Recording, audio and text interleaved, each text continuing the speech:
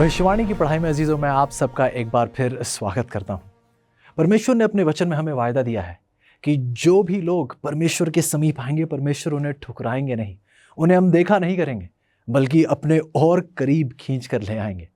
ऐसे मैं उम्मीद कर रहा हूँ कि बाइबल की इस भविष्यवाणी की पढ़ाई के दौरान आपने वो एहसास किया होगा परमेश्वर के प्रेम का, जो प्रेम आपको बार बार अपनी ओर आकर्षित कर रहा है। अजीज़ों, धन्यवाद ही हैं हम परमेश्वर के कि परमेश्वर ने हमें बहुतायत से सच्चाई से तृप्त किया है।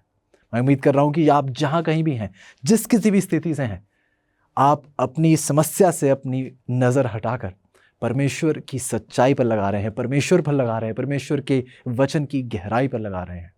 आज एक बार फिर परमेश्वर ने हमारे लिए एक बहुत अहम पाठ तैयार किया है और मैं उम्मीद कर रहा हूँ कि परमेश्वर बहुतायत से हम सब की अगुवाई करेंगे। आइए प्रार्थना के साथ आज के दिन की शुरुआत करें। आइए प्रार्थना करते हैं। प्यारे परमेश्वर, शुक्रगुजार है प्यारे प्रभु कि आपने हमें एक बार फिर अपनी ओर आकर्षित किया है। शुक्रगुजार है प्रभु कि आपकी वचन की सच्चाई हमारे दिलों को बार बार बहाल करती चली जा रही है। धन्यवाद है प्रभु कि आपने एक बार फिर अपना कीमती समय हमें दिया है। प्रभु, आपने एक बार फिर हमारा ध्यान इस दुनिया से हटाकर अपनी ओर लगाया है। प्रभु, अपने अजीज़ों का मैं आभारी हूँ क्योंकि प्रभु आपने इन्हें एक बार फिर इस सभा में आयोजित किया है। आपने एक बार फिर इन्हें इस सभा में एकत्रित किया है और प्रभु विनती है कि आप एक बार फिर हमारी अगुवाई करें। प्रभु, आप एक बार फिर हमें ऊंचा उठाएं। आप एक बार फिर हमारी नज़र हमारे पापों से हटाकर अपने ऊपर एक बार फिर लगाएं। प्यारे प्रभु, प्रभु विनती है कि हम जहाँ कहीं भी हों, जिस किसी भी स्थिति में आपके लोग हों, प्रभु मेरी विनती है कि आप कृपया करके अपना सुकून अपने बच्चों के दिलों में डालें। अपनी सच्चाई से प्रभु इन्हें और ऊंचा उठाएं और प्रभु एक ऐसी प्रेरणा दें ताकि हम मरते दम तक प्रभु केवल आपकी महिमा करते हुए पाए जाएं। शुक्रगुजार है प्रभु इस पाठ के लिए जो आपने हमारे लिए तैयार किया है और विनती करते हैं कि पवित्र आत्मा की अगुवाई में हम और आगे बढ़ते चले जाएं। प्रभु, ये सारी आशीषें हम विश्वास और धन्यवादी समेत प्रभु यीशु के नाम से मांगते हैं।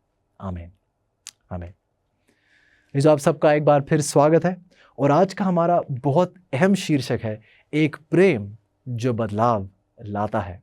आपने इस प्रेम का एहसास तो किया ही होगा। आइए इस प्रेम की ताकत इस कहानी में देखते हैं जो मत्ती की 3 अध्याय में पाई जाती है। प्रभु यीशु ने कहा था कि जो स्त्रियों से जन्मे हैं उनमें से यूहन्ना बपतिस्मा देने वाले से कोई बड़ा नहीं हुआ। हम इस एकमात्र व्यक्ति के बारे में क्या जानते हैं जिसे प्रभु यीशु ने भविष्यद्वक्ताओं में सबसे महान कहा था? जब आप यूहन्ना के जीवन को देखते हैं तो हम देखते हैं कि ये यहूदिया के जंगल में प्रचार करना इसने आरंभ किया और जब ऐसा हुआ तो लोग इस शक्तिशाली, निडर और विनम्र संदेशवाहक को सुनने के लिए मीलों दूर से आए। ऐसो अचंभे की बात थी, लोग बड़े बड़े शहर छोड़कर यूहन्ना से मिलने आते थे जो जंगल में प्रचार कर रहा था। यह प्रचार पवित्र आत्मा से इतना भरपूर था अजीजों कि शैतान तक थर थराकर कांप उठता था क्योंकि परमेश्वर की पवित्र आत्मा यूहन्ना में परिपूर्ण थी। ऐसो हम देखते हैं उसके जीवन को, एक विनम्र जीवन यह व्यक्ति जीता था। उसके समय के धार्मिक नेताओं के विपरीत उनका जीवन पवित्रता और सादगी के साथ चिन्हित था। जबकि याजकों ने शानदार कपड़े पहने हुए थे, यूहन्ना ने चमड़े की बेल्ट के साथ ऊंट के बालों का एक मामूली वस्त्र पहना हुआ था। जब वह खा रहे थे तो यूहन्ना उपवास कर रहा था, या फिर टिड्डियां, बाइबल कहती है कि टिड्डियों का ये सेवन करता था। लेकिन यदि आप उस शब्द को गहराई से उसका अनुवाद पढ़ें, उस मूल शब्द की गहराई में जाएं, तो टिड्डियां यकीनन एक कैरब, एक फली होती है जिसका वह सेवन करता था और जंगली शहद ये खाया करता था। उसने किसी प्रकार का दाख मधु या मदिरा पीने से इनकार कर दिया था ताकि वह परमेश्वर की आत्मा से लगातार परिपूर्ण रहे। ऐसे हम देखते हैं बाइबल में बताती है कि यूहन्ना ने किसी प्रकार का दाख मधु या मदिरा पीने से इनकार कर दिया था ताकि वह परमेश्वर की पवित्र आत्मा से परिपूर्ण रहे। ऐसे इसी पवित्र आत्मा की सामर्थ्य में यूहन्ना प्रचार किया करता था और जो प्रचार के लिए यूहन्ना ने किसी आलीशान या कोई शानदार आराधनालय के बजाय यूहन्ना ने अपने प्रचार करने के लिए नदियों और चट्टानी घाटियों को अपने आराधनालय के रूप में चुना। जल्द ही लोग इस प्रचारक को सुन के, उसके जीवन को देखकर, उसकी जीवन शैली से प्रभावित होकर बहुत जल्द ये पूछने लगे, क्या वह व्यक्ति एलिया ही हो सकता है? कहीं ये एलिया ही तो नहीं जो दोबारा पुनर्जीवित हो गया है? ऐसो यूहन्ना ने पुराने नियम के भविष्यद्वक्ता के समान कपड़े पहने हुए थे, परंतु वह एलिया का पुनर्देह धारण नहीं था।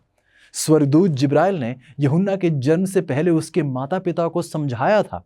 आप इसके वर्णन पढ़ सकते हैं, लूका की 1:17 में बताया गया था कि एलिया की आत्मा और सामर्थ्य में होकर उसके आगे आगे चलेगा है यूहन्ना, और प्रभु के लिए एक योग्य प्रजा तैयार करेगा।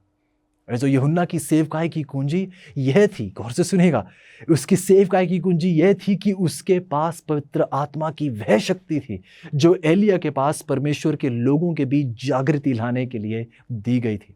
उसका विशेष कार्य पाप के लिए पश्चाताप का प्रचार करना था और लोगों को यीशु के पहले आगमन के लिए तैयार करना था। यदि आप बाइबल गौर से पढ़ें चीज़ों, तो बाइबल बताती है हमें कि अंतिम दिनों में एलिया और यूहन्ना बपतिस्मा देने वालों की एक पूरी सेना प्रभु यीशु के दूसरे आगमन के लिए दुनिया को तैयार करने के लिए इसी तरह का काम कर रही होगी। मलाकी की 4:5 में हम पढ़ते हैं, देखो यहोवा के उस बड़े और भयानक दिन के आने से पहले मैं तुम्हारे पास एलिया नबी को भेजूंगा। और चीज़ों, परमेश्वर आज चाहते हैं कि आप और मैं उस महान सेना का भाग हों। हम भी एक संदेशवाहक बने एलिया की तरह और यूहन्ना की तरह, जो दुनिया से नहीं डरते थे। उनके मन में केवल परमेश्वर का भय था और सच्चाई के लिए अपनी जान तक त्यागने के लिए तैयार थे। प्रभु ऐसी ही एक सेना की आज खोज में है। इस आज हम उसी प्रेम का वर्णन करने जा रहे हैं जिस प्रेम ने इन लोगों को अपना जीवन परमेश्वर में पूर्ण रूप से समर्पित करने के लिए पूर्ण रूप से प्रभावित कर दिया था। आज प्रभु उसी प्रेम को आपके दिल तक उस प्रेम को पहुंचा रहे हैं। आज वही प्रेम अजीजों आज आपके दिल के द्वार पर दस्तक दे रहा है और आज हम उसी प्रेम की गहराई में आज जाने वाले हैं। और हम चाहते हैं अजीजों कि जितने भी बदलाव, जितने भी परिवर्तन की पुकार आज परमेश्वर हमें दे रहे हैं, आइए हम एक भी परिवर्तन की पुकार को ना कहें। इसी के साथ आज का हमारा मुफ्त ऑफर अजीजों आपके सामने रखा जाता है। आज की यह अध्ययन संदर्शिका जो आज के हमारे शीर्षक पर आधारित है, एक प्रेम जो बदलाव लाता है। एक प्रेम जो बदलाव लाता है। आपके स्क्रीन पर आप एक नंबर देख रहे होंगे। यदि आप ये अध्ययन संदर्शिका प्राप्त करना चाहते हैं तो अभी के अभी उस नंबर को कॉल कीजिएगा और ये संदर्शिका आपके पास निःशुल्क पहुंचा दी जाएगी। एक वेबसाइट का भी वहाँ वर्णन है और आप उस वेबसाइट के माध्यम से भी इस संदर्शिका को ऑर्डर कर सकते हैं। अजीजों, गुजारिश वही है कि पूरी कोशिश कीजिए कि ये सच्चाई बहुतों तक पहुँच पाए। प्रभु का आगमन बहुत जल्द है। सवाल पूछा जाता है, यूहन्ना के पवित्र आत्मा से परिपूर्ण जीवन का क्या रहस्य था? बाइबल बताती है लूका की 3:16 में, यूहन्ना ने यह कहते हुए उन सबको उत्तर दिया, मैं तो तुम्हें जल से बपतिस्मा देता हूं, किंतु वह जो मुझसे अधिक सामर्थ्यवान है आ रहा है और मैं उसके जूतों की तनी खोलने योग्य भी नहीं हूं। ऐसो यूहन्ना बपतिस्मा देने वाला, इसका आत्मा से भरा जीवन असामान्य विनम्रता से चिन्हित था। यूहन्ना की सामर्थी सेवकाई और उसके द्वारा प्रभु के किए गए पूर्ण समर्पण के बीच एक सीधा संबंध था। स्वयं के बजाय दूसरों को यीशु की ओर आकर्षित करना यूहन्ना के लिए सबसे बड़ी खुशी थी। अजीजों, उसने जो कुछ किया वह परमेश्वर के नाम को महिमा देने के लिए किया। अजीजों, परमेश्वर चाहते हैं आज आप और मैं भी यूहन्ना की तरह अपने लिए ना जिएं, बल्कि प्रभु और प्रभु की महिमा के लिए जिएं। बाइबल बताती है यूहन्ना के 3 अध्याय उसकी 30 आयत में, अवश्य है कि वह बढ़े और मैं घटूं। तो आइए आज हमारी भी यही प्रार्थना हो, हम भी प्रभु के प्रेम का कुछ ऐसा ही जवाब दें कि प्रभु हमारे जीवन में भी केवल आप ही बढ़ें और मैं घटता चला जाऊं। सवाल पूछा जाता है अजीजों, क्या यूहन्ना बपतिस्मा देने वाला परमेश्वर का वचन पढ़ता था? जवाब आप बहुत अच्छे से जानते हैं शायद। यूहन्ना की 1:23 कहती है, यूहन्ना ने कहा, जैसा यशायाह भविष्यद्वक्ता ने कहा है, मैं उसकी आवाज़ हूँ जो जंगल में पुकार रहा है, प्रभु के लिए सीधा रास्ता बनाओ। जी हाँ अजीजों, यूहन्ना ने पुराने नियम से प्रमाण के रूप में प्रमाणित किया कि उससे शास्त्रों पर गहरी पकड़ थी। यहाँ देखिए किस प्रकार वो यशायाह नबी की बातें हमारे सामने पेश कर रहा है। बाइबल हमें यह भी बताती है कि यूहन्ना ने अपने चेलों को उपवास करना और अक्सर प्रार्थना करना सिखाया। मत्ती की 9:14 इस बात की पुष्टि करती है। यह प्रभु के प्रति उनके गहरे प्रेम का एक और प्रमाण है। उसी तरह अजीजों, हमारी व्यक्तिगत भक्ति और बाइबल अध्ययन के माध्यम से हम परमेश्वर को जान सकते हैं और उससे प्रेम कर सकते हैं और उसकी आत्मा को प्राप्त कर सकते हैं। अजीजों, आइए देखिए कितना सुनहरा उदाहरण यूहन्ना हमारे सामने रखते हैं, और आइए हम इस उदाहरण को स्वीकारें अपने जीवन में। हम भी प्रेरित हों यूहन्ना के जीवन को देखकर। सवाल पूछा जा रहा है, क्या यूहन्ना बपतिस्मा देने वाला यीशु के लिए एक गवाही देने को तैयार था? सवाल का जवाब शायद आप बहुत अच्छे से जानते हैं। बाइबल हमें बताती है यूहन्ना की 1:29 में, अगले दिन यूहन्ना ने यीशु को अपनी तरफ आते देखा और कहा, परमेश्वर के मेमने को देखो जो जगत के पाप को हर ले जाता है। ऐसो यदि आप यूहन्ना के जीवन पर गौर करेंगे तो आप देखेंगे कि अक्सर ये एक अकेला सा प्राणी था। लूका की 1:80 में इस बात की पुष्टि की जाती है। परंतु फिर भी अजीजों, यूहन्ना लोगों को दुनिया के उद्धारकर्ता प्रभु यीशु की ओर आकर्षित करने के लिए लोगों की निंदा तक सहने के लिए तैयार था, और यहाँ तक कि वह इस बात का भी जोखिम उठाने के लिए तैयार था कि यदि उसे अपना जीवन भी दांव पे लगाना पड़े तो वह अपना जीवन भी दांव पर लगाने के लिए तैयार था। और यकीनन आप जानते हैं, उसने अपने जीवन का दांव लगाया, उसने अपने प्राण खोए ताकि और लोग परमेश्वर की ओर आकर्षित हो सकें। अजीजों, ठीक उसी तरह जो आज वास्तव में प्रभु से प्रेम करते हैं, वह प्रभु यीशु के लिए गवाही देने के लिए भय और सुविधा को अलग करने के लिए तैयार होंगे, क्योंकि वह परमेश्वर और परमेश्वर को ऊंचा उठाना चाहते हैं। सवाल पूछा जाता है जीसू, क्या यूहन्ना का सीधा उपदेश राजनीतिक और धार्मिक नेताओं के बीच लोकप्रिय था? बिल्कुल भी नहीं। लूका की 7:30 बताती है, किंतु फरीसियों और व्यवस्था के जानकारों ने उसका बपतिस्मा ना लेकर उनके संबंध में परमेश्वर की इच्छा को नकार दिया। लूका की 3:19 और 20 में बाइबल कहती है, बाद में यूहन्ना ने उस अधीनस्थ राजा हेरोदेस को उसके दूसरे बुरे कर्मों के लिए डांटा फटकारा। इस पर हेरोदेस ने यूहन्ना को बंदी बनाकर जो कुछ कुकर्म उसने किए थे उनमें एक कुकर्म और जोड़ लिया। ऐसो यूहन्ना ने उस समय के लोकप्रिय पापों के खिलाफ साहसपूर्वक और विनम्रतापूर्वक कुछ ऐसे प्रचार किए जो पाप उस दौर के धार्मिक नेताओं द्वारा भी किए जा रहे थे। ऐसो आज परमेश्वर अंतिम दिनों के लिए एक पश्चाताप और पवित्रता का संदेश दे रहे हैं। और जो यदि आप गौर करेंगे तो आगे आने वाले दौर में ये संदेश आज के अधिकांश सम्मानित राजनीतिक और कलीसिया के नेताओं के बीच भी अलोकप्रिय होगा, लेकिन फिर भी आप देखेंगे कि ये संदेश बाइबल पर आधारित एक संदेश होगा। ऐसो आइए हम प्रभु के इन अंतिम संदेशों को ठुकराए नहीं, बल्कि संपूर्ण मन से स्वीकार कर इनको अपने जीवन में अमल करें। सवाल पूछा जा रहा है, क्या बाइबल गहने और फैंसी कपड़े पहनने की मनाही करती है? इस हम यूहन्ना के उदाहरण को देख रहे हैं। हमने देखा कि उनके वस्त्र बहुत ही साधारण वस्त्र थे। तो सवाल पूछा जा रहा है कि क्या बाइबल गहने और ऐसे फैंसी कपड़े पहनने की मनाही करती है? आइए बाइबल से ही जवाब सुनते हैं। पहले तीमुथियुस की 2:9 में लिखा है, इसी प्रकार स्त्रियां भी सीधी साधी वेशभूषा में अपने आप को संवारें, ना कि बाल गूंथने और सोने और मोतियों और बहुमूल्य कपड़ों से। जब यहाँ स्त्रियों का जिक्र किया जा रहा है तो मैं नहीं चाहता हमारे पुरुष भाई सोचें कि हमें पूरी इजाजत दी जाती है कि हम जो चाहे वस्त्र पहने। सच्चाई तो यह है कि अजीजों, स्त्रियों और पुरुषों को भी सीधी सादी वेशभूषा में अपने आप को संवारना चाहिए, ताकि जिस वेशभूषा में हम हो उससे हमारी बढ़ाई ना हो, केवल हमारे परमेश्वर की बढ़ाई हो। ऐसो आइए हम ऐसे वस्त्र चुने जिससे लोगों का ध्यान हमारी ओर नहीं, परमेश्वर की ओर आकर्षित हो। बताया जाता है, खासतौर से हमारी बहनों का यहाँ वर्णन किया जा रहा है कि आप अपने आप को संवारें, ना कि बाल गूंथने और सोने और मोतियों और बहुमूल्य कपड़ों से। बाइबल आगे बताती है, पहले पतरस के 3 अध्याय उसकी 3 आयत में, अब तुम्हारा श्रृंगार दिखावटी ना हो, अर्थात बाल गूंथने, सोने के आभूषण पहनने या भांति भांति के कपड़े पहनने से। जो यदि आप गौर करें तो अक्सर बहुतों का ध्यान, चाहे वह स्त्री हो या पुरुष हो, बहुतों का ध्यान अपने वस्त्रों पर ही रहता है। ज्यादातर धन इतना खर्चा जाता है ताकि बार बार नए से नए कपड़े खरीदे जाएं।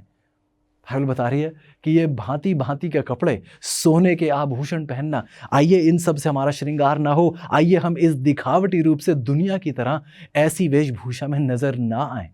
पतरस आगे बताता है पहले पतरस की 3:4 में, वरन तुम्हारा छिपा हुआ और गुप्त मनुष्यत्व हो, नम्रता और मन की दीनता भी, क्योंकि परमेश्वर की दृष्टि में इसका मूल्य बड़ा है। क्या आपने गौर किया? बाइबल कहती है वरन तुम्हारा छिपा हुआ और गुप्त मनुष्यत्व हो, नम्रता और मन की दीनता भी। बाइबल बता रही है अजीजों कि आपका खजाना आपके दिल के भीतर में होना चाहिए। यह खजाना प्रभु यीशु है जो आपके दिलों में होना चाहिए, बाहर पहने हुए ये वेशभूषण नहीं। सो यदि आप पवित्र स्थान की ओर यदि नजर बढ़ाएं तो पवित्र स्थान में भी आप देखेंगे कि बाहर एक वेदी होती थी जिस पर सिर्फ पीतल और लकड़ी था। आप देखते हैं कि वहां एक हौद थी, वो भी केवल एक पीतल थी, लेकिन सोने की वस्तुएं कहां पाई जाती थी? पवित्र स्थान में। वह ढकी हुई थी, वह छिपी हुई थी, वह अंदर थी, वह भीतर थी। जो पवित्र स्थान भी हमें सिखा रहा है कि हमें प्रभु यीशु जो हर खजाने से बढ़कर है, जो खजानों का खजाना है, आइए हम प्रभु यीशु को भी अपने मन के भीतर रखें, ताकि जो कार्य वह मन के भीतर कर रहा है वो कार्यों का अंजाम हमारी जीवन शैली के द्वारा दुनिया के सामने पेश किया जाए। बाइबल बताती है यशायाह की 3:18 में, उस समय प्रभु पैरों के खनकते पाजेब की शोभा को दूर करेगा। जो प्रभु हमारे जीवन के विषय में यहां बात कर रहे हैं। यशायाह की 3:19 से 21 कहती है, चेन, बुंदे, कंगन तथा ओढ़नी, माथा पट्टी, पैर की झांझर, कमरबंद और ताबीज, अंगूठियां, नाक की बालियां, पगड़ीदार टोपियां। इसे बाइबल कितनी सारी चीजों का वर्णन कर रही है, कितने सारे ये आभूषण जो हम पहना करते हैं। लेकिन बाइबल स्पष्ट शब्दों में कहती है कि परमेश्वर चाहते हैं कि ये सारी चीजें एक मसीही जीवन से दूर हों। आगे पढ़िएगा मेरे साथ, लेवी व्यवस्था की किताब उसकी 19:28 में लिखा है, किसी मरे व्यक्ति की याद को बनाए रखने के लिए तुम्हें अपने शरीर को काटना नहीं चाहिए। एक बार फिर बाइबल बताती है कि हमें किसी मरे व्यक्ति की याद को बनाए रखने के लिए अपने शरीर को काटना नहीं चाहिए, तुम्हें अपने ऊपर कोई चिन्ह नहीं गुदवाना चाहिए, मैं यहोवा हूं। सो गौर से सुनेगा, यदि परमेश्वर यहोवा है, हमने पिछले पाठ में ही पढ़ा कि ये देह उसकी है, तो ये किसे हक दिया जाता है कि इस पे हम जो चाहे गुदवा दें, जो चाहे इस पे लिखवा लें। आज हमारे नौजवानों के बीच और कई बूढ़े बुजुर्गों के बीच भी टैटू, जो निशान लगवाए जाते हैं, जो आपके शरीर पर गाड़ कर ये चीजें लिखी जाती हैं। बाइबल इसी स्पष्ट शब्दों में कहती है कि आपको अपने ऊपर कोई चिन्ह नहीं गुदवाना चाहिए, क्योंकि मैं यहोवा हूं। ये शरीर मेरा है और इस पर सिर्फ मेरा हक है, आप इस पर कुछ नहीं करवा सकते। हम देखते हैं चाहे ये शरीर में ऐसी नोकीली चीजें डालना जिससे वहां से खून निकले और ये चीजें गुदवा जाए हमारे शरीर पर, या फिर हमारे शरीर में कुछ छेद बनाए जाएं ताकि हम उसमें कुछ आभूषण टांग पाएं। जो कभी आपने गौर किया है कि हमारे शरीरों में ये छेद करना, शरीरों को भेदना, क्या आपको पता है कि ये शरीर को भेदने में कौन विश्वास करता है? गौर कीजिएगा, ये शैतान है जो तन भेदने में विश्वास करता है। जिस प्रकार इसने प्रभु यीशु के शरीर को भेदा, प्रभु यीशु के शरीर में इसने छेद किए, ये तन भेदने का कार्य शैतान का है। यूहन्ना बपतिस्मा देने वाले ने साधारण कपड़े पहने, और मसीहियों के अनुसरण के लिए ये एक बहुत ही बेहतरीन उदाहरण है जो हमारे जीवन से दुनिया को मिलना चाहिए।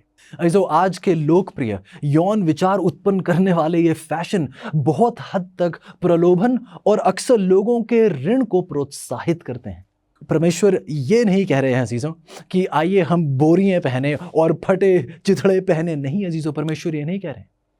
परमेश्वर कहते हैं कि हमें अनावश्यक रूप से महंगे या भड़कीले या दिखावटी कपड़े एक मसीही व्यक्ति की अलमारी का हिस्सा कभी नहीं होने चाहिए। हालांकि इस दुनिया में गहने पहनने को व्यापक रूप से स्वीकार किया जाता है, लेकिन आप गौर से परमेश्वर के वचन पढ़िएगा। परमेश्वर के वचन में ये गहने, ये आभूषण को एक नकारात्मक छवि में पेश किया जाता है। यशायाह की 3:18 की 23 में उल्लेखित सभी वस्तुओं को आप भले ही ना पहचान पाएं, लेकिन संसार के अन्य भागों में लोग इन सारे आभूषणों को पहचानते हैं। इनमें से कई मूर्ति पूजक आभूषण है जो आज लोगों को इतना पसंद है और ये बहुत से लोग पहनना पसंद करते हैं। क्या कभी आपने सोचा है अजीजों, क्या कभी आपने गौर किया है प्रभु कह रहे थे कि ये सोने के आभूषण, आप इन सब चीजों को ना पहने, आप इन सब चीजों से दूर रहे। एक मसीही व्यक्ति के जीवन में ये चीजें नहीं होनी चाहिए। क्या आपने ये भी गौर किया है कि लोगों का सोने के प्रति कितना प्रेम होता है? अक्सर आपने शायद न्यूज पर भी देखा होगा, राह चलते चलते किसी महिला ने अगर कोई सोने की चेन पहनी हो तो लोग उसे उस चेन को वैसे ही छीन कर, इतनी चोट पहुंचाकर किसी को भाग निकलते हैं। सोने का कितना प्रेम है मनुष्य, मानव जाति को। लेकिन बाइबल बताती है अजीजों, हमें प्रकाशित वाक्य की किताब में यूहन्ना बताता है कि जब उसे स्वर्ग का वो दर्शन दिखाया गया, जब उसे स्वर्ग की वो सड़कें दिखाई गई, तो वो स्वर्ग की सड़कों का वर्णन करता है और कहता है कि मैंने उन सड़कों को सोने की सड़कों के तौर पर देखा। ऐसो यदि स्वर्ग की सड़कें सोने से बनाई गई दिखाई गई हैं, तो क्या कभी आपने गौर किया है कि स्वर्ग में जो स्वर्गदूत हैं वो परमेश्वर के लोगों को, इस दुनिया के लोगों को किस प्रकार देखते होंगे? अब आप ही सोचिए, जहां स्वर्ग में सोने से सड़कें बनती हैं और यहां स्वर्ग के लिए लोग एक दूसरे को मारने पीटने के लिए तैयार हैं, तो स्वर्गदूत क्या सोचते होंगे जब लोगों को सोना अपने चारों ओर पहने हुए देखते होंगे? ऐसो आइए हमारा नजरिया बदले। आइए हम परमेश्वर को अपना खजाना माने, क्योंकि परमेश्वर से बढ़कर कोई खजाना नहीं। ऐसे ये सोना चांदी ये सब एक महल है जो बहुत जल्द हम देखते हैं इस पृथ्वी का ये सब सोना चांदी खत्म हो जाएगा। तो आइए हमारा ध्यान इस पृथ्वी की चीज़ों पर नहीं, प्रभु यीशु पर बरकरार रहे। सवाल पूछा जा रहा है, क्या यूहन्ना के पवित्र आत्मा से परिपूर्ण जीवन और उसके सरल आहार के बीच कोई संबंध था? मैं जवाब दे देता हूं, बिल्कुल था। सुनिएगा, लूका की 1:15 में लिखा है, क्योंकि वह कभी भी किसी दाखरस या किसी भी मदिरा का सेवन नहीं करेगा, अपने जन्म काल से ही वह पवित्र आत्मा से परिपूर्ण होगा। गौर कीजिएगा अजीजों, अपने दिमाग को स्वच्छ और साफ रखने और परमेश्वर की आत्मा को सुनने के लिए मसीहियों को सभी ऐसी मदिरा की पेय, सभी ऐसी नशीली पदार्थों से पूर्ण रूप से दूर रहना चाहिए अजीजों। बाइबल देखिए कितने स्पष्ट रूप से बताती है कि वह कभी भी किसी दाखरस या किसी मदिरा का सेवन नहीं करेगा, और इसी के साथ देखिए क्या बताया जाता है, अपने जन्म काल से ही वह पवित्र आत्मा से परिपूर्ण होगा। इसलिए यदि हम भी पवित्र आत्मा की मौजूदगी अपने जीवन में बरकरार रखना चाहते हैं, पहले कुरिन्थियों की 6:19 और 20 में हमने पढ़ा कि हमारी देह क्या है? पवित्र आत्मा का मंदिर है। तो यदि आप चाहते हैं कि इस मंदिर में उस पवित्र आत्मा का वास बरकरार रहे, तो आपको इस निवास स्थान को स्वच्छ रखना होगा, शुद्ध रखना होगा, ताकि पवित्र आत्मा की मौजूदगी लगातार कायम रहे हमारे जीवन में। जी हाँ अजीजों, जो परमेश्वर ने यूहन्ना को खाने की पदार्थ दी थी, उसका सीधा सीधा रिश्ता उसके आत्मिक जीवन से जुड़ा हुआ। हमारे टूटे हुए संसार के लिए क्या प्रभु की योजना जानना चाहते हैं? जैसे हम बाइबल की भविष्यवाणी देखते हैं, आप अपनी सबसे बड़ी चुनौतियों के लिए भरोसेमंद हल प्राप्त करना चाहते हैं। प्रोत्साहित करने वाली और प्रकाशन देने वाली amazing facts Bible study guide Bible पर आधारित 27 टॉपिकल लेसन्स प्रदान करती है, जिसमें सुंदर ग्राफिक्स और स्पष्ट उत्तर दिए गए हैं, जिसे समझना बहुत ही आसान है। हर बाइबल स्टडी गाइड आपको व्यवहारिक उत्तर की ओर लेकर जाती है, आपके जीवन के सबसे महत्वपूर्ण सवालों के लिए। मैं कैसे तंदुरुस्त संबंध पा सकता हूँ? यीशु मसीह फिर से कब और कैसे आएंगे? और भी बहुत कुछ। अपने भविष्य को अवसर पर मत छोड़िए, सत्य से अपने जीवन को बदल दीजिए। Amazing facts Bible study guide के द्वारा ये उपलब्ध हैं इंग्लिश, हिंदी, तमिल और तेलुगु भाषा में।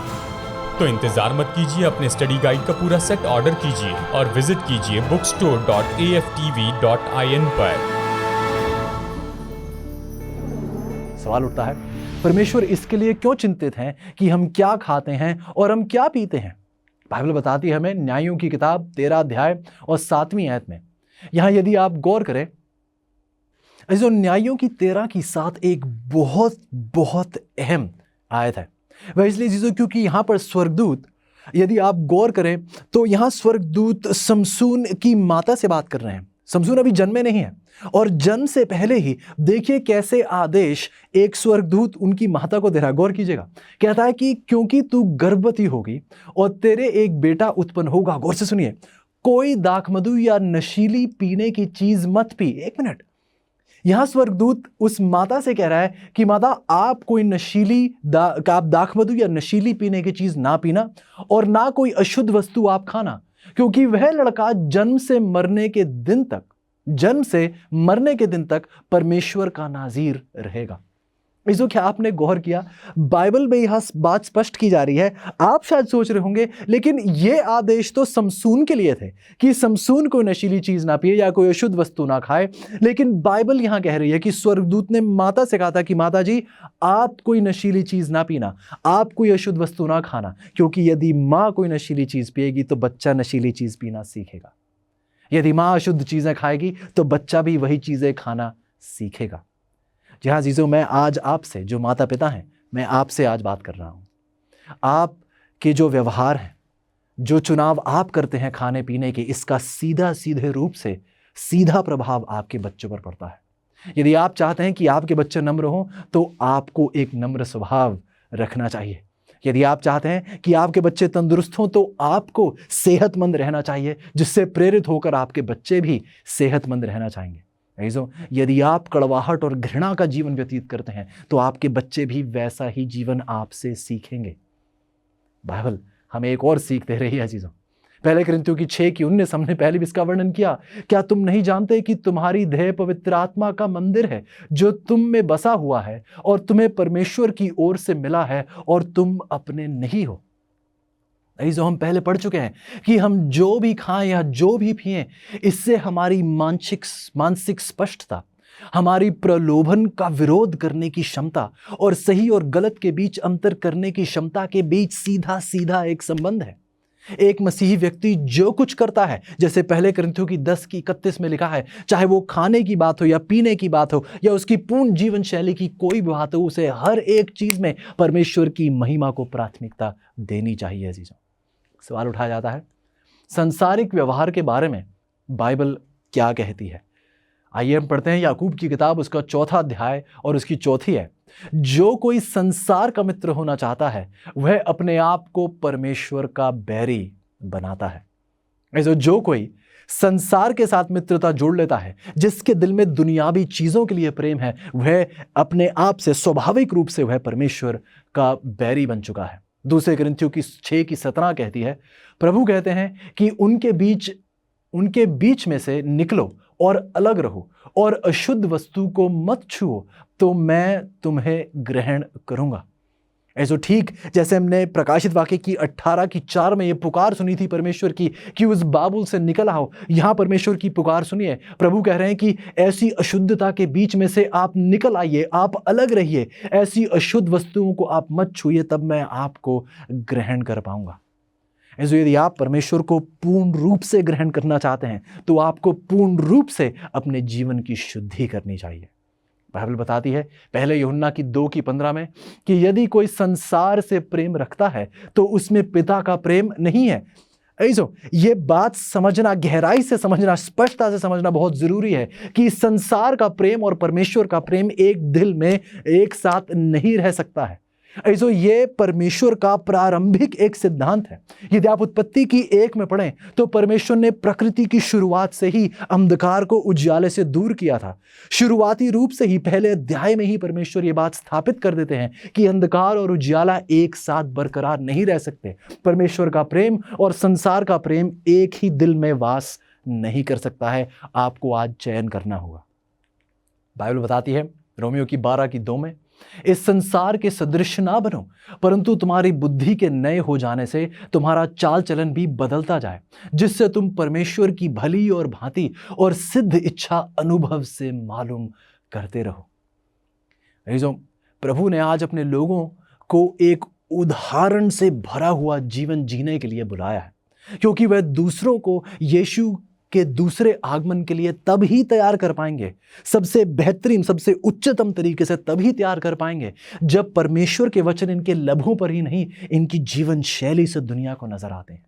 यदि आप चाहते हैं कि दूसरे प्रभु में समर्पित हों तो आपको और पूर्ण रूप से प्रभु में समर्पित होने की जरूरत है। आपका समर्पित जीवन एक पुकार बनेगा, आपका समर्पित जीवन एक आकर्षण बनेगा उन लोगों के लिए जो अभी भी प्रभु यीशु से दूर हैं। आइए प्रभु यीशु की पुकार का जवाब जल्द से जल्द आप दें। सवाल उठाया जाता है, एक मसीही व्यक्ति को कैसी बातों के बारे में सोचने का चुनाव करना चाहिए? बाइबल बताती है फिलिपियों की 4:8 में कि जो जो बातें सत्य हैं, जो बातें आदरणीय हैं और जो बातें उचित हैं, जो बातें पवित्र हैं और जो बातें सुहावनी हैं और जो बातें मन भावनी हैं, निदान हैं, जो बातें सद्गुण और प्रशंसा की बातें हैं, आप उन्हीं पर ध्यान लगाया करो। आप उन्हीं पर ध्यान लगाया करो। ऐसे ये शब्द ध्यान जो है एक बहुत ही गहरा शब्द है और मैं चाहूंगा कि मैं इसका वर्णन आपके सामने कर सकूं। यदि आप यूनानी भाषा में इस शब्द ध्यान को देखें तो यूनानी भाषा में इस शब्द का सही अर्थ यह होगा कि मान लीजिए आपके पास एक दुकान है और आप उस दुकान के संचालक हैं। जब दिन की शुरुआत होती है तो आप दुकान में प्रवेश करते साथ अपनी सारी जो वहाँ आपकी दुकान की सामग्री है आप उसे गिनना शुरू करते हैं कि आज मेरे पास 4 साबुन हैं, 4 तेल के कनस्तर हैं या 5 आपके पास आटे की बोरी हैं। आप ये सब गिन कर रखते हैं। दिन का जब अंत होता है तो आप एक बार फिर हिसाब लेते हैं और देखते हैं कि कितने साबुन बचे हैं, कितने तेल के कनस्तर बचे हैं, कितनी आटे की बोरियां बची हैं। ये हिसाब लेना, ये इस शब्द ध्यान का सही अर्थ है। प्रभु यीशु क्या कह रहे हैं?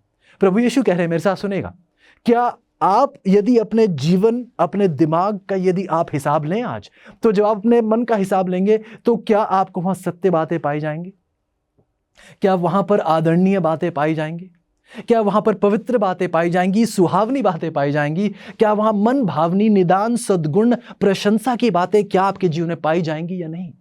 हिसाब लीजिए अजीजो, आज अपने जीवन का हिसाब लीजिए। एक लिस्ट बनाइए कि क्या आपका मन इन बातों पर केंद्रित रहता है या नहीं, और यदि नहीं तो प्रयास कीजिए अजीजो। हिसाब लीजिए और देखिए कि कौन सी चीजें नहीं हैं। जैसे एक दुकानदार करता है, जब देखता है कि सारे साबुन खत्म हो गए हैं तो वो जाकर और साबुन खरीदता है। उसी तरीके से यदि आप देखते हैं कि आप सद्गुण से भरी बातें नहीं सोच रहे हैं, यदि आप देखते हैं कि आपका मन आदरणीय बातों पर नहीं टिक रहा है, तो खोजिए, उस प्रयास में जाइए, आप परमेश्वर की खोज में जाइए, चीज़ों की खोज में नहीं। वैसे ये सब कुछ प्रभु आपके जीवन में संपूर्ण तरीके से भर सकते हैं, लेकिन आपको परमेश्वर को निमंत्रण देना होगा। एक नया निमंत्रण परमेश्वर को आज और अभी देना होगा। बाइबल बताती है भजन संहिता की 101:3 में, मैं किसी दुष्ट काम पर चित्त ना लगाऊंगा। ऐसा यूहन्ना बपतिस्मा देने वाले ने लोगों को हर प्रकार की हिंसा से दूर रहने की आज्ञा दी। क्या आप जानते हैं कि हमारे लिए इसका मतलब ये हुआ कि हिंसा के मनोरंजन के रूप में देखना भी इसमें शामिल होता है? शायद आप कहेंगे कि नहीं, इस आयत का ये अनुवाद नहीं है। तो मैं आपके कहूँगा कि एक वैज्ञानिक थे जो एक रिसर्च में जुड़े हुए थे, और इस रिसर्च में उन्होंने एक बंदर को लिया, एक बंदर को एक जगह रखा और उसके सामने एक मूंगफली को रखा। उसके दिमाग पर उन्होंने कुछ तारे लगाए जिससे वो उसका दिमाग पढ़ने की कोशिश कर रहे थे। जब जब ये बंदर उस मूंगफली को उठाने के लिए अपना हाथ आगे बढ़ाता तो उसके दिमाग का एक हिस्सा जल उठता, एक आवाज सी उठती जिस यंत्र से वो उसके दिमाग को देखने की कोशिश कर रहे थे। जब जब उसका हाथ आगे उस मूंगफली को उठाने के लिए बढ़ता तो उसके दिमाग का एक हिस्सा जो है वो जल उठता। उसमें से एक छोटी सी आवाज वो नापने की कोशिश कर रहे थे, उन्हें दिखाई देता कि उसके दिमाग का वो हिस्सा जग उठता है। फिर जब जब उन्होंने गौर किया, जब जब वो मूंगफली को उठाने के लिए उसका हाथ आगे बढ़ता है, तब तब उसके दिमाग का वो हिस्सा जग उठता है। लेकिन फिर थोड़ी देर बाद वैज्ञानिक उस कमरे में आए और एक वैज्ञानिक आगे बढ़ा और उसने मूंगफली को उठाया। इस बारी बंदर बैठा हुआ था। बंदर ने ना हाथ बढ़ाया, ना बंदर ने मूंगफली को उठाया, ना खाया, लेकिन किसी और को उसी मूंगफली को उठाते देखकर उसके दिमाग का वही हिस्सा दोबारा से जग उठा।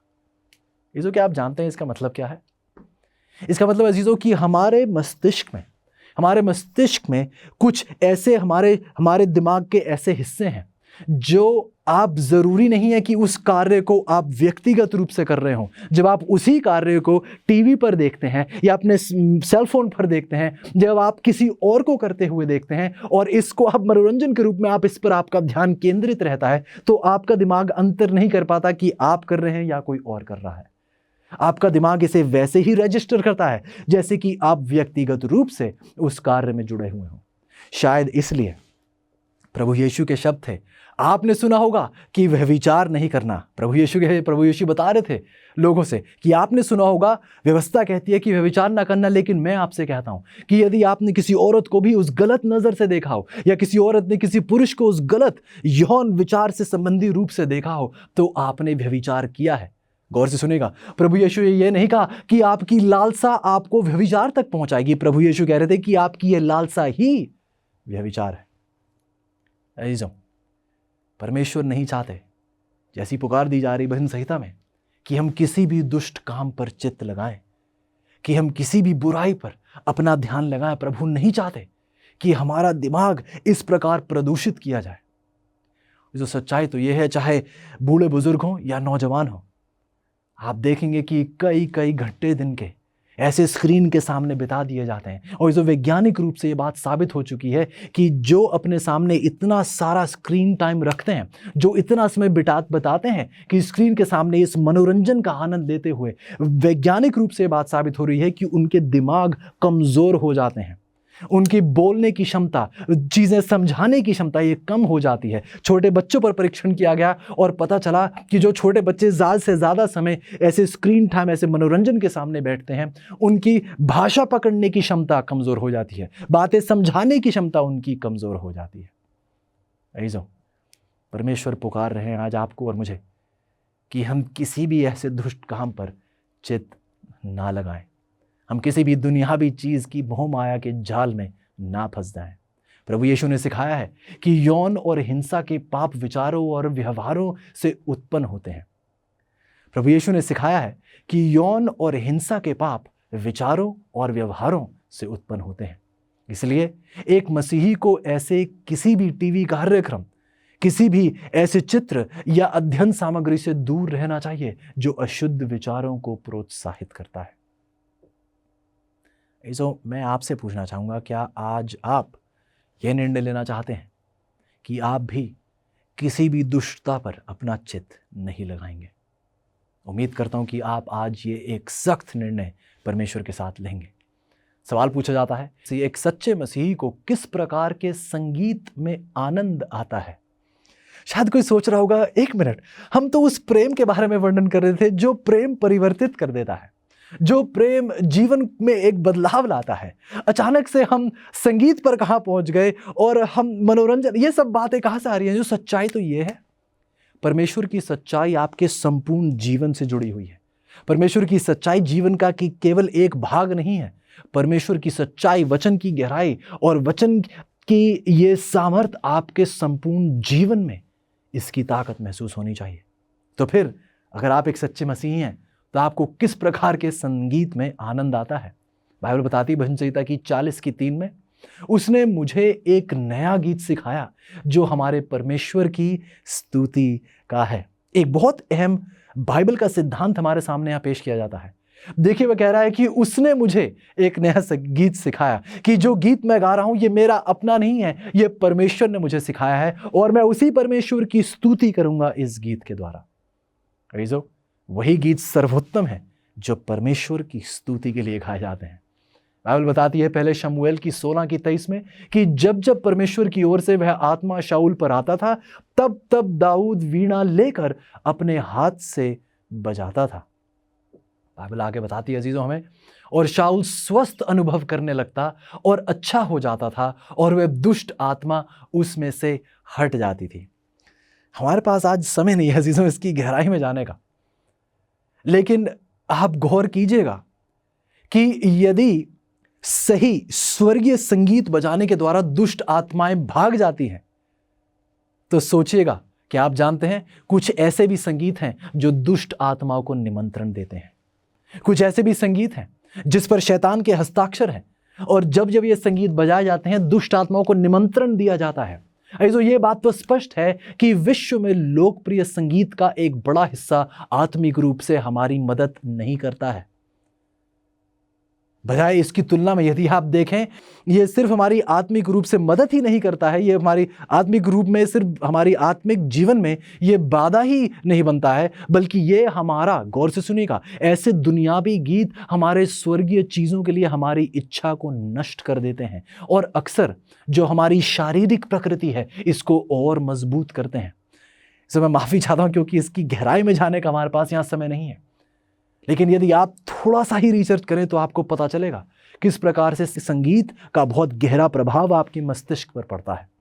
हालांकि संगीत एक अच्छे कार्य के लिए एक बहुत ही ज़बरदस्त शक्ति हो सकती है, जैसे कि राजा शाऊल के साथ हुआ। जब भला संगीत बजाता तो दुष्ट आत्माएं भाग जाती थी, लेकिन ज़्यादातर का संगीत जो बजाया जा रहा है ये बहुत ही करीबी रूप से यौन संबंधित है और शैतान को एक पुकार देता है ये संगीत। जो आपसे विनती करता हूँ कि आप इस दुनियावी संगीत से हटकर परमेश्वर से विनती करें कि वो आपको एक नया संगीत सिखाएं जिससे परमेश्वर की स्तुति हो। सवाल पूछा जाता है, क्या नृत्य एक मसीही व्यक्ति के लिए अच्छा मनोरंजन है? जी हाँ, शायद कोई सोच रहा है आज भाई शायद हर जगह हाथ लगाने वाले हैं, आज बाइबल हर आपके जीवन के हिस्से पर पहुंचने वाली है। और हाँ अजीजों, बाइबल ऐसी ही होनी चाहिए।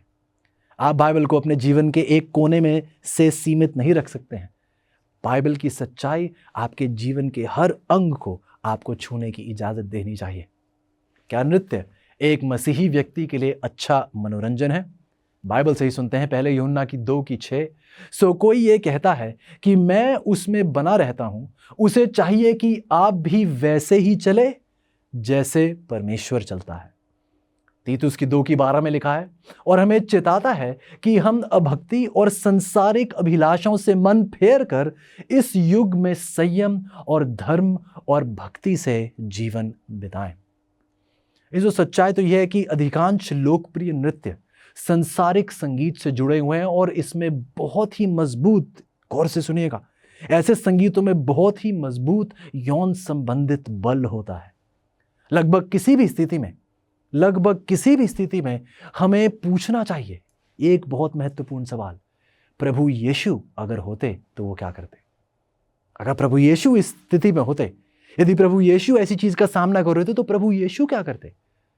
और जीजों, मुझे लगता है कि हम सब इस बात से सहमत होंगे कि हमारे उद्धारकर्ता प्रभु यीशु अपने शरीर और अंगों को किसी भी लय की ताल पर झुलाने के लिए अपनी बुद्धि को एक तरफ नहीं रखते।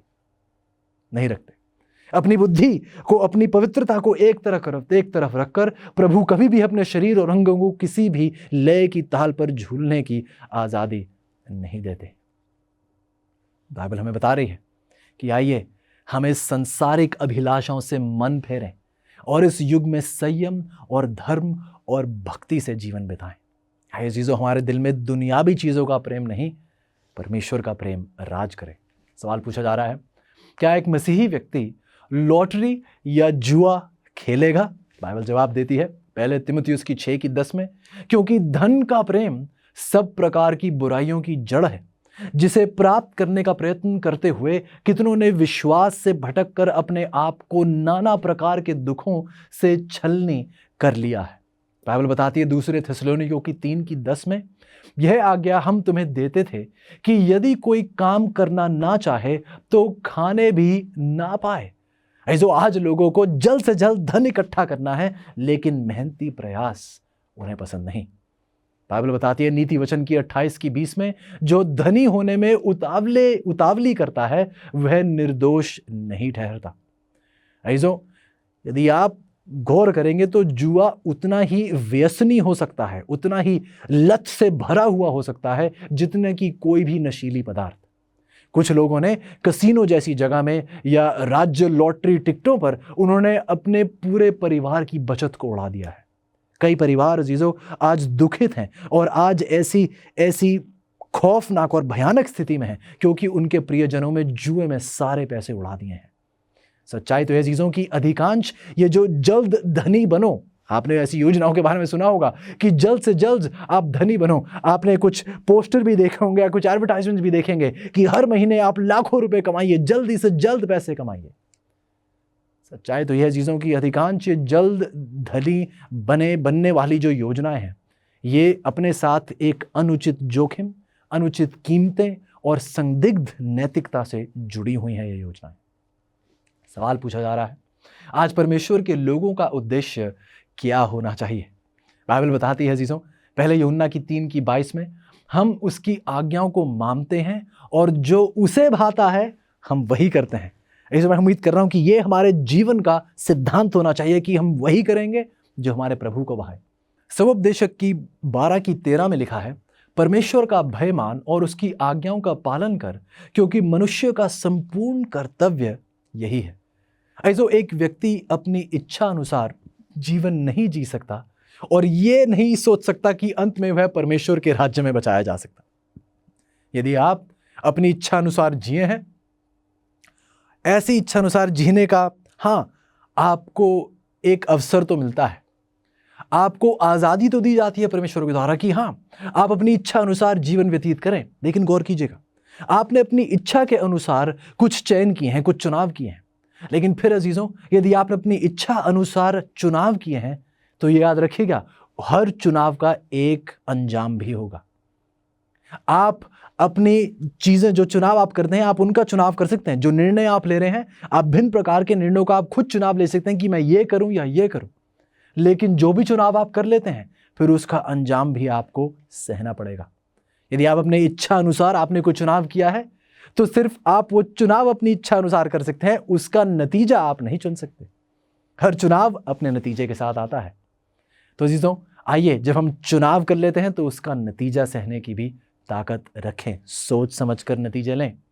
यह एक कारण है कि प्रभु यीशु पृथ्वी पर आए। उन्होंने हमें पवित्र जीवन का एक उदाहरण दिया ताकि हम प्रभु यीशु के जीवन को देखकर ये जान पाएं कि एक मसीही व्यक्ति को संपूर्ण जीवन किस प्रकार जीना चाहिए।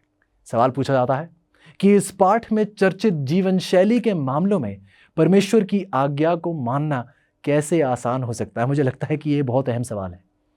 जो बातें आज हमारे इस पाठ में उठी हैं, शायद आपके दिल तक वो पहुंची हैं और शायद आज आपका दिल पवित्र आत्मा के द्वारा प्रभावित हुआ है कि आपको ये निर्णय लेना पड़ेगा कि आप दुनियादारी में नहीं, आप पवित्रता में आगे बढ़ना चाहते हैं। तो सवाल यह है जीजों कि क्या आप परमेश्वर की आज्ञाओं को मानने में आसानी प्राप्त करना चाहते हैं? और ये आसानी कैसे प्राप्त होगी? बाइबल बताती है यूहन्ना की 14:15 में प्रभु यीशु के शब्द हैं कि यदि तुम मुझसे प्रेम रखते हो तो मेरी आज्ञाओं को मानोगे। मैंने पहले भी आपसे कहा था कि प्रेम सिर्फ कोई भावना नहीं है। पहले यूहन्ना की 4:8 हमें बताती है कि परमेश्वर ही प्रेम है। यदि आज आप परमेश्वर को अपने दिल में आने का निमंत्रण देंगे तो जो परमेश्वर प्रेम है, जब वो आपके जीवन में होगा, जब उसकी उपस्थिति आपके दिल में होगी, तो उसके प्रेम की उपस्थिति भी आपके दिल में होगी। जहां परमेश्वर प्रेम आपके दिल में होगा, वहां आप उसकी आज्ञाएं भी मानेंगे। अजीजों, हमें उस परमेश्वर प्रेम की ज़रूरत है ताकि हम उसकी आज्ञाओं को मान सकें।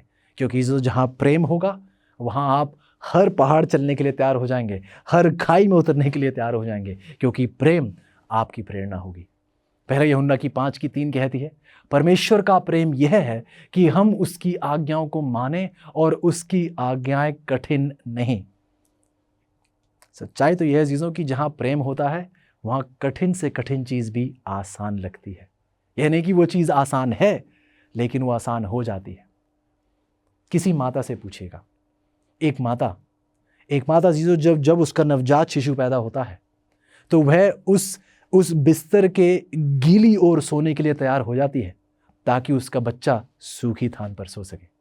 क्या उस गीले पर सोना, उस अशुद्ध जगह पर, अब जो जगह अब मैली हो गई है, क्या उस जगह पर सोना एक आसान होता है एक माता के लिए? नहीं। लेकिन क्योंकि उसके दिल में प्रेम है, ये कठिन बात भी उसके लिए आसान हो जाती है ताकि उसके बच्चे को एक आरामदायक स्थान मिले।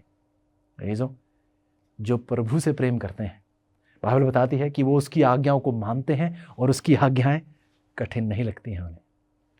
बाइबल बताती है भजन संहिता की 40:8 में, हे मेरे परमेश्वर, मैं आपकी इच्छा पूरी करने से प्रसन्न हूं और आपकी व्यवस्था मेरे अंतःकरण में बनी है। ये एक बहुत उत्तम आयत है चीज़ों। बताया जा रहा है कि परमेश्वर, मैं आपकी इच्छा पूरा करने से क्या होता हूं? प्रसन्न हूं। ऐसो काश हमारे दिल में भी एक ऐसा ही प्रेम हो। आइए आप और मैं प्रार्थना करें कि हमारे दिल में भी ऐसी ही प्रसन्नता हो जब हम परमेश्वर की इच्छा पूरी करें। हमारे दिल में भी एक हर्ष उल्लास ऐसे उत्पन्न हो जब हम परमेश्वर की आज्ञाओं के मुताबिक अपना जीवन व्यतीत करें। सवाल पूछा जा रहा है, एक मसीही जीवन इतनी ऊंची बुलाहट क्यों है? एक मसीही जीवन इतना ऊंचा स्तर क्यों है? बाइबल बताती है, पहला पतरस उसकी 2 उसकी 9 में, पर तुम एक चुना हुआ वंश हो, तुम राज पधारी याजकों का समाज हो, आप पवित्र लोग हो और परमेश्वर की निज प्रजा हो, इसलिए कि जिसने तुम्हें अंधकार में से अपनी अद्भुत ज्योति में बुलाया है उसके गुण प्रकट करो। ऐसो क्या आपने गौर से सुना? प्रभु चाहते हैं कि जो हमने प्रभु से ग्रहण किया है वह हमारे जीवन में प्रकट हो। जो गुण प्रभु यीशु ने हमारे दिल में भरे, हमारे जीवन में भरे हैं, आइए हम उन गुणों को दुनिया के सामने प्रकट करने वाले बन पाए। प्रभु यीशु के राजदूत के रूप में मसीहियों के पास वास्तव में एक उच्च बुलाहट है। अजीजों, यूहन्ना बपतिस्मा देने वाले ने लोगों को यीशु के पहले आगमन के लिए तैयार किया। कैसे किया? अपनी जीवन शैली के द्वारा, अपने नम्र स्वभाव के द्वारा, अपने जीवन के द्वारा जो प्रभु में पूर्ण रूप से समर्पित था। और अजीजों, परमेश्वर ने आज अपने लोगों को पवित्र जीवन जीने के लिए बुलाया है, क्योंकि वह यूहन्ना की तरह, जैसे यूहन्ना प्रभु के पहले आगमन के लिए लोगों को तैयार कर रहा था, आज परमेश्वर के लोग इस दुनिया को प्रभु के दूसरे आगमन के लिए तैयार करने के लिए खुद तैयार होने चाहिए। तो फिर अजीजों, क्या आप वह अद्वितीय जंगल में आवाज, ये वही शब्द हैं जिसका इस्तेमाल यूहन्ना के लिए किया गया था? जब भविष्यवाणी की जा रही थी पुराने नियम में यूहन्ना की सेवकाई के विषय में, तो उसे वो जंगल में आवाज के तौर पर उसे उसका वर्णन किया गया था। तो क्या आप भी यूहन्ना की तरह वह अद्वितीय जंगल में आवाज बनना चाहते हैं? क्या आप एक धार्मिक जीवन शैली के माध्यम से गवाही देने के लिए तैयार हैं, जिसके द्वारा आप दूसरों को प्रभु यीशु के दूसरे आगमन के लिए तैयार कर पाएं? अजीजों, प्रभु यीशु मसीह के लिए आपको राजदूत बनने के लिए पुकारा जा रहा है। जब कोई व्यक्ति मसीही बन जाता है तो उसे एक बेहतर राज्य से राजदूत के रूप में सूचीबद्ध किया जाता है। बाइबल कहती है 2 कुरिन्थियों की 5:20 में, तो अब हम मसीह के राजदूत हैं। इस शब्दकोश में यदि आप देखें तो एक राजदूत को उच्चतम पद के एक राजनयिक अधिकारी के रूप में परिभाषित किया जाता है। ऐसो आप स्वर्ग के एक राजनयिक अधिकारी के रूप में इस पृथ्वी पर रखे गए हैं, ताकि आप परमेश्वर के स्वरूप को इस दुनिया के सामने प्रकाशित करें। ऐसो राजदूतों का आत्मिक क्षेत्र में उतना ही महत्व है जितना कि राजनीतिक क्षेत्र में। स्वर्ग के राज्य के नागरिक इस दुनिया के नागरिकों की तरह नहीं अजीजों, क्योंकि हमारा सफर दुनिया के लोगों के सफर से बहुत अलग है। हमें दुनिया में यह प्रदर्शित करने के लिए भेजा गया है कि प्रभु यीशु कौन है और वह कैसे है। क्या आपका जीवन इस दुनिया को बताता है कि प्रभु यीशु कौन है और कैसे हैं? पवित्र आत्मा के माध्यम से हम उसके प्रतिनिधि बन जाते हैं, ताकि हम जिस तरह से बात करते हैं, जिस तरह से हम खाते हैं, जिस प्रकार के कपड़े हम पहनते हैं, हर चीज में हम परमेश्वर के स्वरूप को ही दुनिया के सामने प्रकाशित कर रहे हैं। दूसरे शब्दों में कह सकते हैं जीजों कि जब हम परमेश्वर के आत्मिक राज्य का हिस्सा बन जाते हैं तो हमें उस सरकार का जीवंत प्रदर्शन होना चाहिए जिस सरकार का हम प्रतिनिधित्व करते हैं। 2 कुरिन्थियों की 3:18 में यदि आप पढ़ें तो बाइबल कहती है, परंतु जब हम सब के उधाड़े चेहरे से प्रभु का प्रताप इस प्रकार प्रकट होता है जिस प्रकार दर्पण में, तो प्रभु के द्वारा जो आत्मा है हम उसी तेजस्वी रूप में अंश अंश करके बदलते जाते हैं। ऐसो बाइबल स्पष्ट कह रही है कि जहां हमारी नजरें केंद्रित रहेंगी, हम उसी चीज को, जिस चीज पर हमारी नजरें केंद्रित हैं, हम उसी चीज में अंश अंश कर कर बदलते चले जाएंगे। यदि आपका सारा ध्यान दुनिया पर केंद्रित है तो आप अंश अंश करके दुनिया के रूप में बदलते जाएंगे। यदि आपका सारा ध्यान परमेश्वर की ओर केंद्रित है तो आप अंश अंश करके परमेश्वर के रूप में बदलते चले जाएंगे। चयन आज आपको करना होगा अजीजों। हम कलीसिया आज दुनिया में परमेश्वर के हाथ और पैर, आंख और मुंह, और हाँ, यहां तक कि प्रभु यीशु के कान भी हैं, क्योंकि बाइबल बताती है हमें इफिसियों की 1:22 और 23 में, इफिसियों की 5:29 और 30 में कि हम प्रभु यीशु मसीह की देह हैं। अपने स्वर्ग में उठाए जाने से पहले प्रभु यीशु ने हमसे कहा था यूहन्ना की 20:21 में कि जैसे मेरे पिता ने मुझे भेजा है वैसे ही मैं भी आपको भेजता हूं। क्या आप परमेश्वर के द्वारा भेजे जाने के लिए तैयार हैं? ये जो हमारे जीवन का हर पहलू प्रभु यीशु के जीवन और व्यक्तित्व का प्रदर्शन होना चाहिए इस दुनिया के सामने। मत्ती की 5:16 में प्रभु यीशु हमसे ये विनती करते हैं कि तुम्हारा उजियाला मनुष्यों के सामने चमके, कि वह तुम्हारे भले कामों को देखकर तुम्हारे पिता की जो स्वर्ग में है बढ़ाई करे। आइए अजीजों, हमारे कार्य ऐसे ना हो जिससे लोग सिर्फ हमारी ही बढ़ाई करें, बल्कि आइए हमारे कार्य ऐसे हों जिससे प्रत्येक हमारे लोगों का, हमारे प्रियजनों का, हमारे पड़ोसियों का, हमारे मित्रों का, सबका ध्यान उस परमेश्वर की ओर हो और हमारे जीवन को देखकर सब कह सकें कि ये इनकी ताकत में किया ही नहीं जा सकता, ये परमेश्वर की ताकत है। आइए अजीजों, हम परमेश्वर में ऐसे सामर्थी काम कर पाएं, हमारी जीवन शैली स्वर्ग की ऐसी बेहतरीन गवाही दे सके, ताकि दुनिया जान सके कि एक सच्चा परमेश्वर है, एक चमत्कारी परमेश्वर है, एक बहुत जल्द आने वाला परमेश्वर है जो आपको और मुझे अनंत काल में अपने साथ ले जाना चाहता है। क्या आपकी ये इच्छा है? क्या आज आप प्रभु यीशु के लिए तैयार होना चाहते हैं और उसके दूसरे आगमन के लिए दुनिया को भी तैयार करना चाहते हैं? यदि आपका निर्णय है तो आइएगा मेरे साथ प्रार्थना करेंगे। प्यारे परमेश्वर, धन्यवादी हैं प्यारे प्रभु, शुक्रगुजार है प्रभु, क्योंकि आपने बार बार हमें पुकारा है प्रभु, बार बार आपने हमारा ध्यान अपनी ओर आकर्षित किया है। और प्रभु आज आपने हमें एक बार फिर सिखाया है कि प्रभु जिन बातों पर, जिन चीज़ों पर हमारा ध्यान केंद्रित रहेगा, हम अंश अंश कर कर उन्हीं चीज़ों के स्वरूप में बदलते चले जाएंगे। तो प्रभु विनती है कि हमारा ध्यान हमेशा और हमेशा तक आप पर बना रहे, ताकि हम आपके रूप में बदलते बदलते बदलते चले जाएं।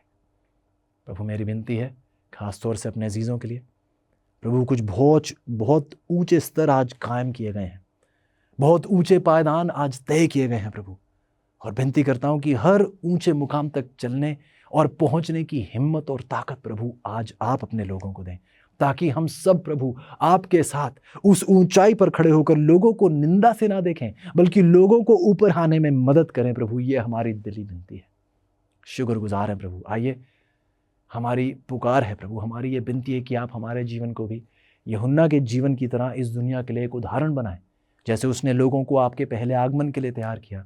प्रभु मदद कीजिए ताकि हम दुनिया को आपके दूसरे आगमन के लिए तैयार कर सकें, क्योंकि ये सब कुछ हम विश्वास और धन्यवादी समेत प्रभु यीशु के नाम से मांगते हैं।